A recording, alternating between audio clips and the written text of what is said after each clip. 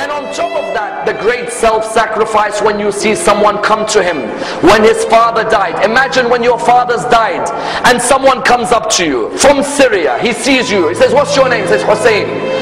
Son of who? He says, son of Ali ibn Abi Talib. He said, may Allah curse you and curse your father Ali. If someone talked like that to you, how would you reply back to him? May Allah curse you and your father. The guy's name was Asam ibn Mustalaq.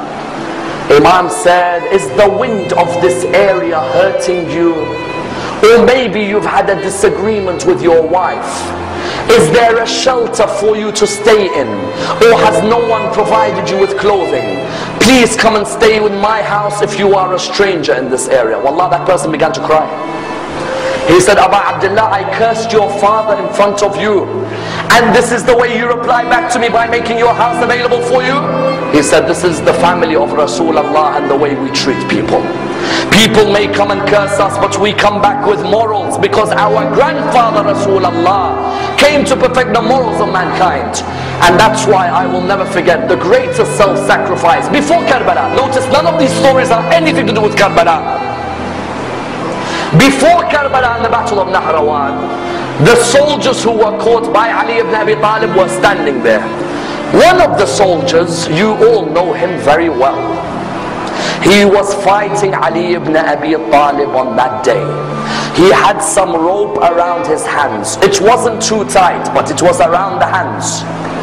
Imam al-Hussein was walking past. He saw that soldier.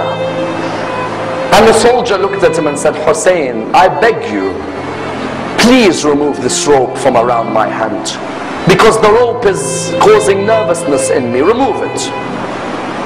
And I'm asking you.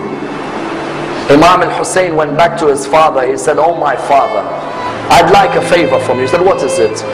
He said, this person over there, do you see him? He said, yes, I see him.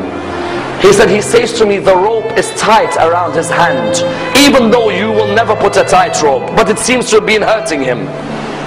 And he asked me to remove it. Oh my father, do you allow me? He looked at him and he said, Aba Abdullah, go ahead.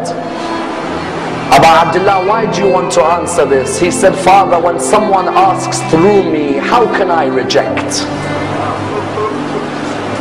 I don't want the person to be embarrassed. When you realize who this person is, that's when you realize how magnanimous a man this man is.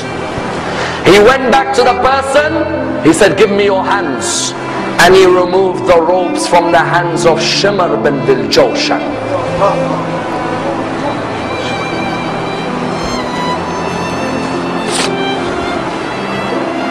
Tell me, which mercy did he show to you when he sat on your chest on the afternoon in Karbala?